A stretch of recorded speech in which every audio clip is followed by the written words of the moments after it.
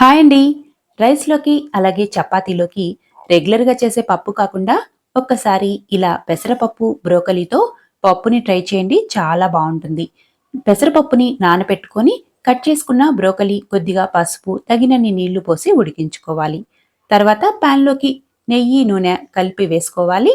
అందులోకి ఆవాలు, జీలకర్ర వేసి పోపు వేసుకోవాలి. 2, 3 వెల్లుల్లి రెబ్బల్ని దంచి వేసుకోవాలి.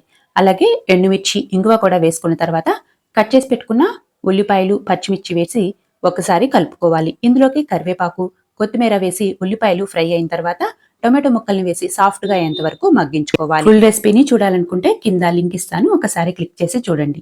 తర్వాత ధనియాల పొడి, ఉడికించుకున్న పెసరపప్పు, కొద్దిగా చింతపండు పులుసు, రుచికి సరిపడా ఉప్పు, కారం వేసుకొని తగినన్ని నీళ్లు పోసుకొని మరికొద్దిసేపు ఉడికించుకోవాలి.